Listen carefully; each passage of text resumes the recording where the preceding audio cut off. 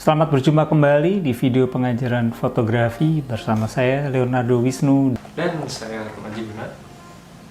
Ron, kita kan udah belajar mengenai kombinasi rana dengan bukaan.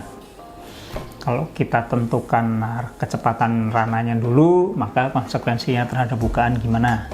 Kalau kita tentukan bukaannya dulu, maka konsekuensinya terhadap kecepatan rana gimana? Nah, sekarang kalau yang pengen dilakukan adalah kita tentukan rananya kecepatannya sekian, bukaannya kita tentukan juga sekian. Nah, tapi pengen gambarnya jelas, caranya gimana? Bapak ini cuma ngetes saya aja nih. Ya kita atur lah pakai ISO-nya.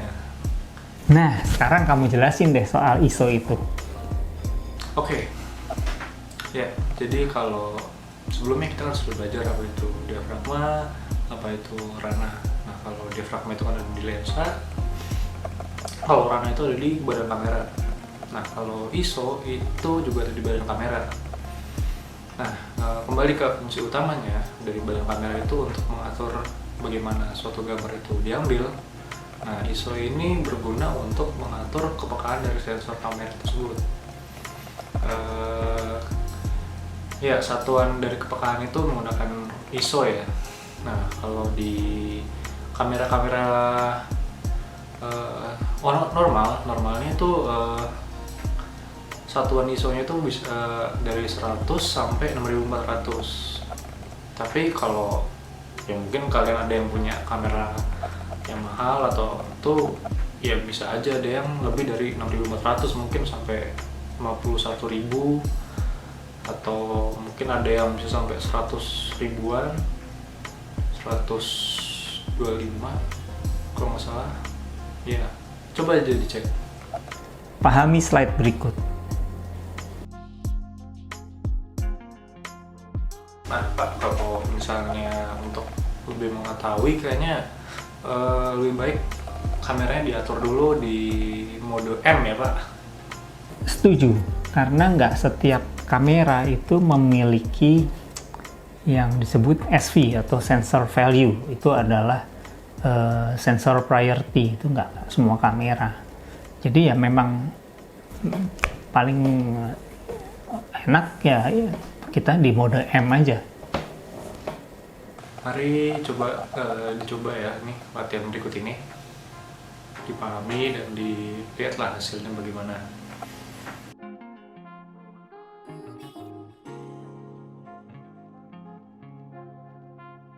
Nah, dari latihan itu kalian sudah bisa melihat adanya perbedaan hasil gambar, ya. Dan dari situ pula kalian bisa ketahui adanya hubungan antara sensor dengan dua kombinasi dari bahan pengajaran kita yang sebelumnya. Ya, kalau yang sebelumnya kan kita udah belajar kombinasi dari rana dan diafragma. Nah, kalau kalian juga belajarin tentang ISO ini, berarti kalian sudah mempelajari kesatuan dari exposure ya.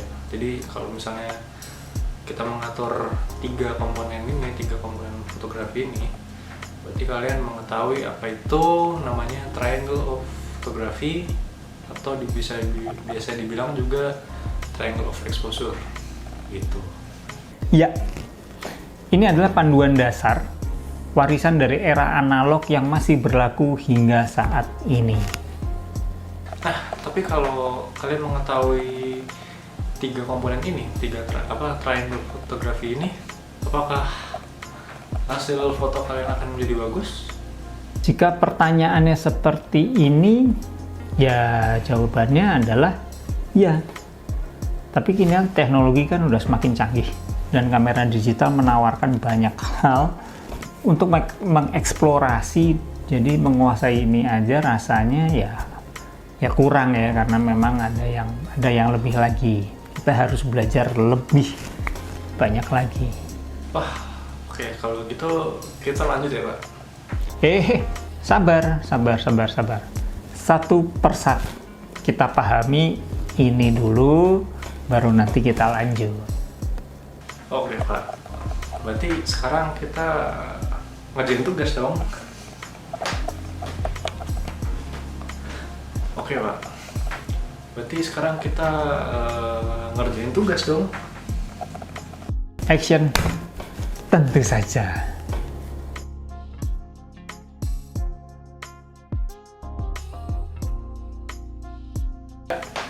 Silahkan dikerjakan tugasnya, kerjakanlah dengan baik ya. Sementara sekian dulu, sampai bertemu di pengajaran berikutnya. Saya Leonardo Wisnu dan Saya Ron Haji Guna. terima kasih.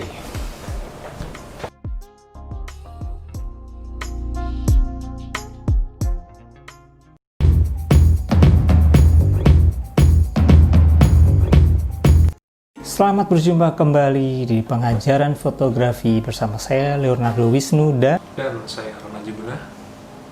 sesuai yang saya sampaikan di pengajaran sebelumnya, kali ini kita akan membahas mengenai kombinasi keempat, yaitu white balance atau yang saya terjemahkan sebagai keseimbangan warna.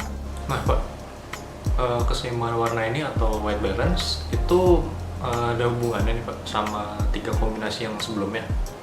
Nah, ini pertanyaan kritis. Memang keseimbangan warna ini tidak ada hubungannya secara langsung dengan 3 kombinasi yang sebelumnya sudah kalian pelajari.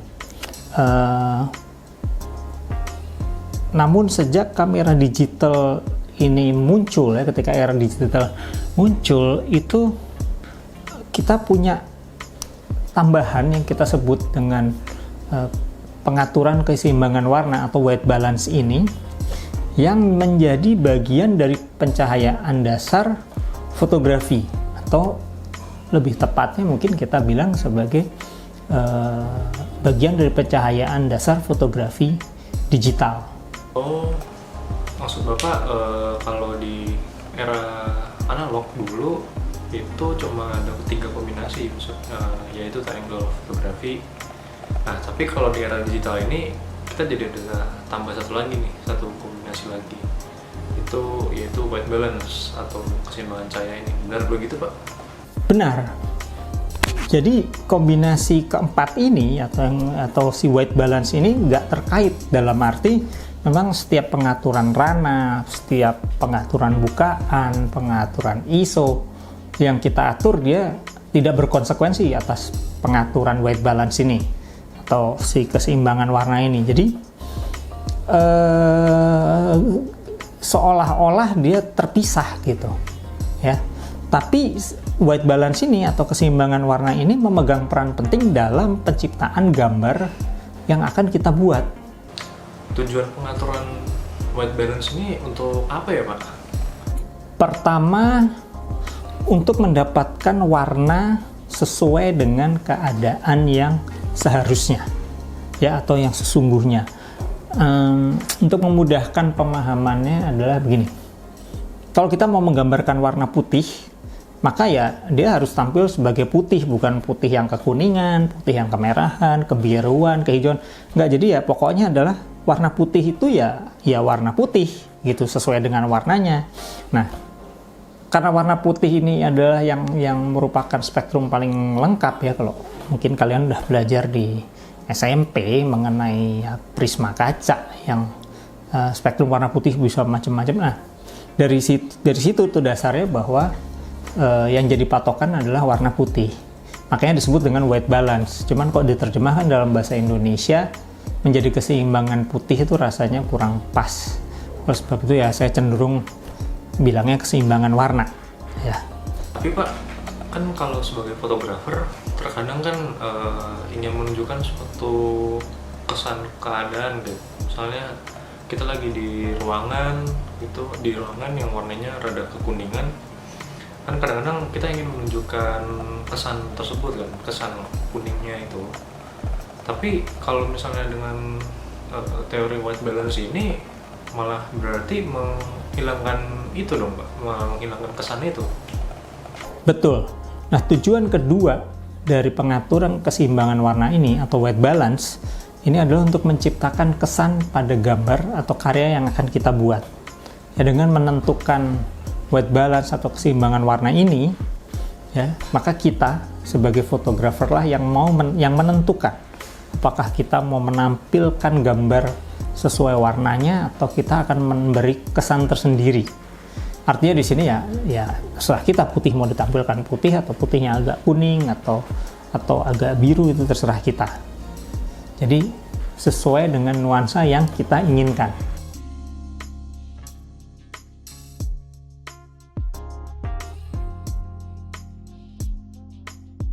Coba perhatikan slide suhu warna berikut ini.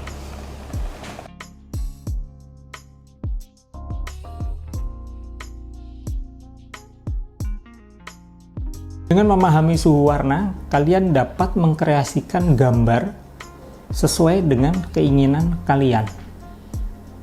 Oh iya Pak, kalau kan kebanyakan orang kalau misalnya memotret gitu malah lebih suka mengatur white balance-nya di AWB atau di auto white balance. Itu bukannya malah lebih praktis ya Pak? Oh iya, kalau gitu memang lebih praktis ya karena pakai AWB. Tapi sebetulnya kalau kita melakukan penyetingan sendiri, ya itu mengurangi beban otak digital atau prosesor yang ada di dalam kamera kita dalam menentukan white balance atau si keseimbangan warna ini. Gitu. Jadi kalau kita yang ngeset sendiri, proses di dalam kamera itu sendiri sebetulnya bisa lebih cepat dan lebih baik. Iya Pak. Lagi pula kalau misalnya pakai auto white balance, kadang-kadang suka nggak pas gitu rasanya. Apalagi kalau misalnya lagi foto di indoor gitu, pasti rasanya kesan ruangannya itu jadi nggak berasa gitu. Jadi nggak ada feel-nya. Kayaknya kalau menurut saya ya mendingan untuk pengaturan white balance itu terutama dilakukan lah untuk kalau misalnya motret indoor gitu Pak. Saya setuju. Penggunaan white balance ini pada setting auto tuh memang efektif kalau di luar ruangan.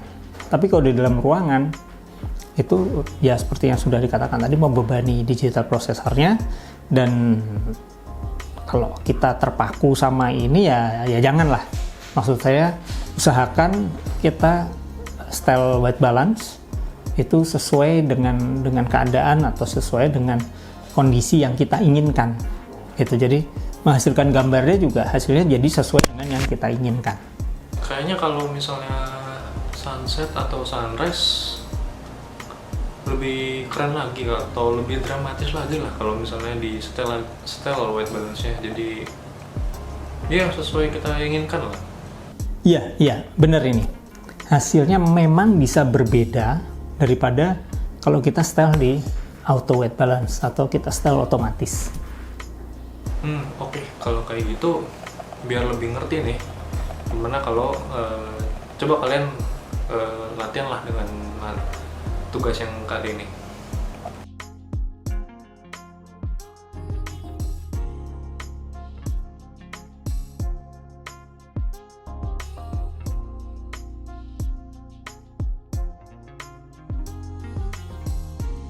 Sementara sekian dulu, sampai ketemu lagi di pengajaran berikutnya. Saya Leonardo Wisnu dan saya Remaji Guna. Terima kasih.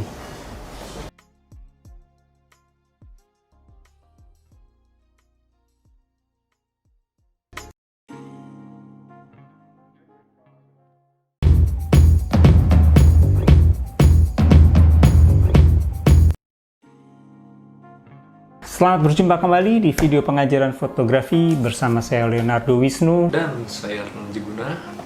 Kami sungguh berharap bahwa kalian, terutama yang baru belajar fotografi, sudah mulai paham lebih jauh mengenai dasar-dasar penggunaan atau teknik dasar fotografi yang ada di modul-modul pengajaran sebelumnya. Ya, untuk yang kali ini kita akan belajar sesuatu yang non teknis dari fotografi, tapi justru ini juga sesuatu yang penting juga untuk karya dalam fotografi. Pengajaran kali ini kita akan membahas mengenai konsep-konsep dasar fotografi. Ya, sebelumnya adalah teknik dasar fotografi. Sekarang kita akan bahas pada konsep. Diharapkan ketika kalian sudah menguasai konsep dasar fotografi ini, kalian sudah bisa membuat suatu karya fotografi, bukan sekedar mengambil gambar. Berikut ini adalah beberapa aspek yang digunakan dalam pembuatan karya dalam fotografi. Itu ada 4, yaitu dari momen, itu peristiwa, lalu ada angle, dari mana mengambilnya, lalu ada pencahayaan, seperti yang sebelumnya sudah dijelaskan, dan yang terakhir adalah komposisi. Untuk memudahkan dalam membuat suatu karya, kalian bisa memulai dengan memperhatikan 3 hal berikut. Ya, untuk dalam pembuatan suatu karya fotografi itu diperlukan suatu kejelasan tema dan kemudahan untuk dimengerti oleh pemirsanya. Jadi kalau misalnya kalian membuat suatu karya fotografi itu ya harus dapat mudah dimengerti gitu, subjeknya atau objeknya yang difoto itu maksudnya apa. Kayak misalnya kalian melihat iklan suatu makanan, pasti kalian langsung ngerti gitu, apa ini adalah suatu makanan yang apa, misalnya emang enak, atau kalian lihat iklan mobil gitu, pasti lihat oh ini mobil emang kencang gitu. Pusat perhatian atau point of interest. Suatu karya itu sebaiknya itu memiliki point of interest yang jelas dan lugas. Jadi setiap orang yang melihat karya itu, mereka langsung tergiring, atau pemirsa kita, pengamat atau yang melihat karya kita langsung melihat bahwa objek yang kita foto itu sudah menjadi subjek dalam karya fotografi kita. Ya, misal gini. Bila kita ingin memotret suatu ekspresi atau menampilkan ekspresi seseorang, maka kita harus tampilkan ekspresi seseorang itu jelas. Kalau dia sedih akan kelihatan sedih, dan kalau dia senang kan senang, tanpa tercampur baur dengan hal-hal lain yang di luar itu. Maksudnya secara ringkas, maksudnya itu begini. Kalau kita ingin menunjukkan suatu subjek atau objek yang utama, itu harus dapat menjadi perhatian utama dan jelas, tidak teralihkan sekitaran dari objek atau subjek tersebut. Kayak misalnya mau foto seorang petani gitu. Nah itu pemirsa itu langsung bisa melihat langsung ke petani tersebut, dan jelas juga oh subjek ini adalah petani. Ya, maksudnya seperti itu.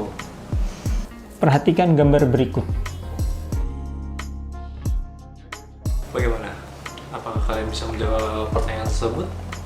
Saya yakin kalian bisa dengan mudah menjawab pertanyaan-pertanyaan itu.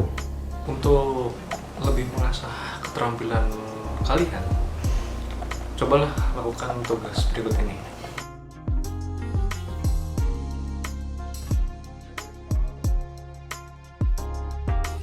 Dengan memahami konsep dasar fotografi, kalian bisa dengan mudah membuat suatu karya foto dimanapun, kapanpun, setiap saat.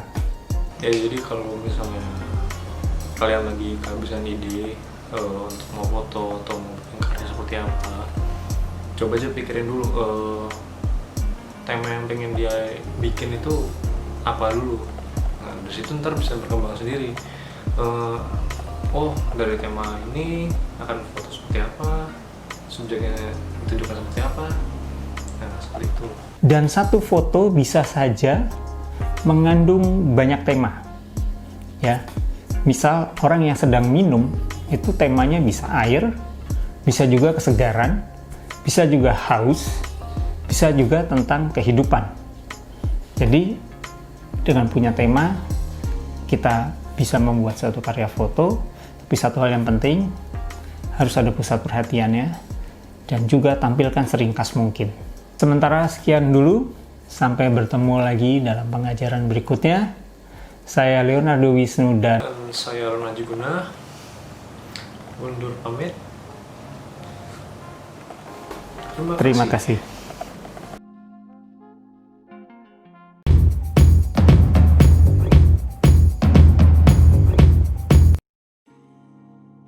Selamat berjumpa kembali di pengajaran fotografi kali ini bersama saya Leonardo Wisnu dan saya Arno Jiguna. Pengajaran kali ini masih berhubungan dengan pengajaran atau materi sebelumnya. Ya, ini sebetulnya merupakan sambungan dari materi pembelajaran yang sebelum ini. Jadi ketika kalian melihat atau kalian mengambil pengajaran fotografi ini, kalian harus melakukannya secara runut ya. Ya Pak, yang lalu kan kita sudah belajar 3 hal dasar untuk pembuatan karya. Terus sekarang kita belajar apa Pak? Nah, di pengajaran yang lalu kan kamu sudah menampilkan 4 aspek ya, dari suatu karya fotografi. Ya, hal-hal dari karya fotografi dilihat dari 4 aspek ini. Jadi, suatu karya fotografi akan terlihat menarik jika 4 aspek ini kita perhatikan atau kita jadikan titik tolak, kita jadikan tolak ukur dalam kita menilai suatu karya foto. Oke, kalau gitu saya tampilkan lagi ya Pak ya slide-nya.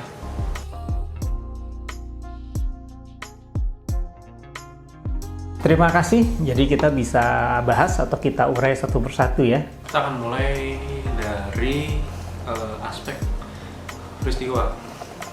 Nah di sini tuh ada 2 antara mengambil peristiwa atau capturing the moment atau membuat peristiwa atau creating the moment. Aspek pertama ini merupakan awal bagaimana kita menilai suatu karya foto. Sesungguhnya karya foto yang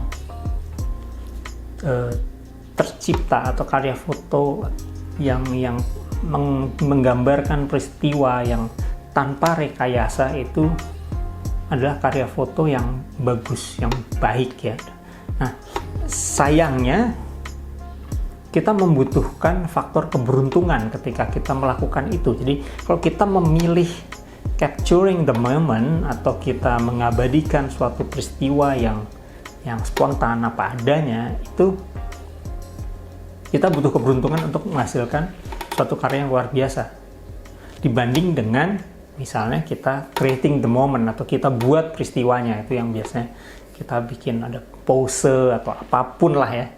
Jadi ketika kita punya gagasan, kita bisa tetap lebih mudah jika peristiwanya itu direkayasa. Untuk dapat lebih mengerti, coba lihat dari foto berikut ini.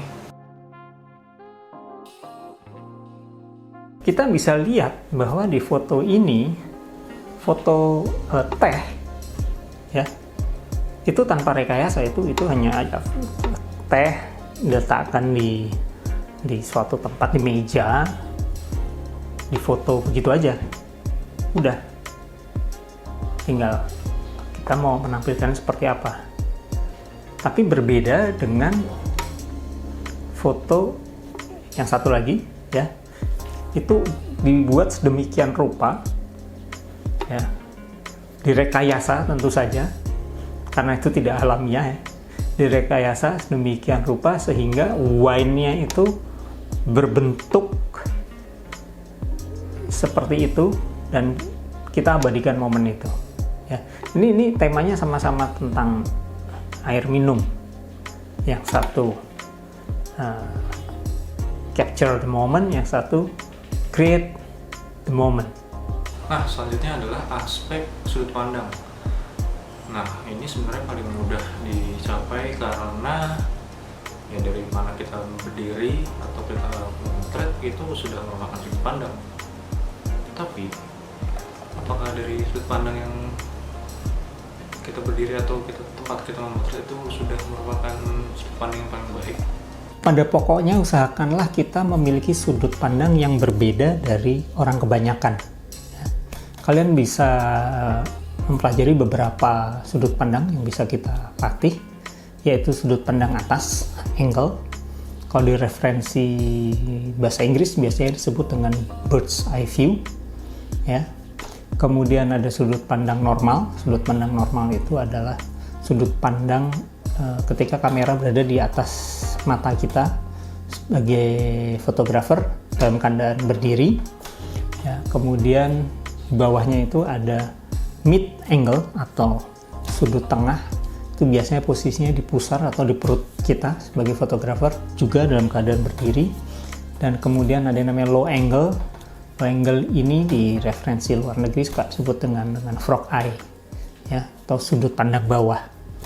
Nah, sebetulnya supaya lebih menarik itu kita bisa buat si sudut-sudut ini lebih ekstrim. Misalnya yang high angle kita bikin extreme angle, kemudian yang low angle juga kita buat lagi extreme low angle.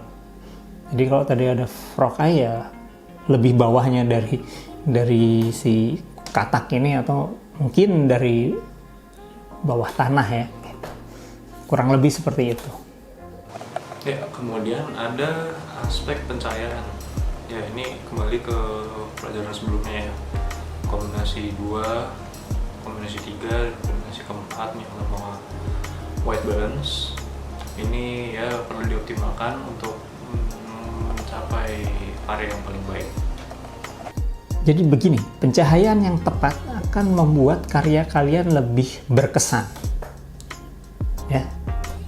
Karya yang baik itu meninggalkan kesan kepada pemirsanya.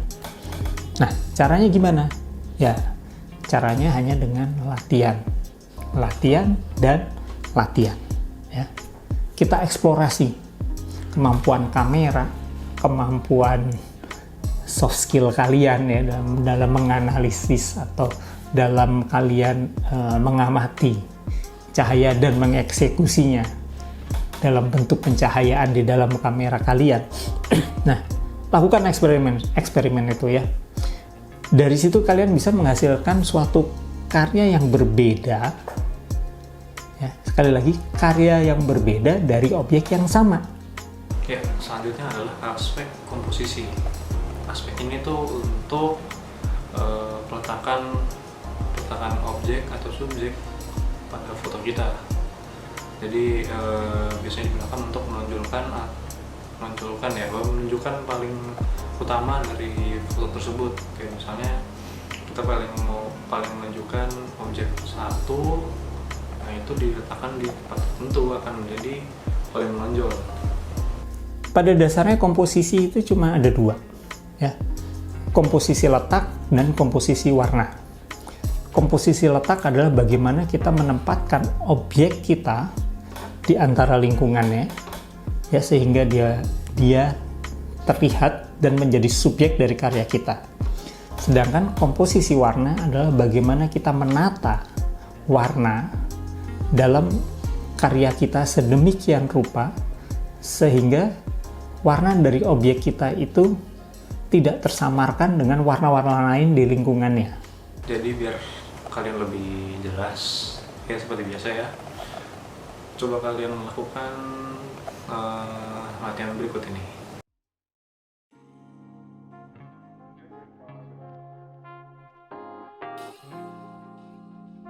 Jangan lelah untuk terus belajar dan berlatih.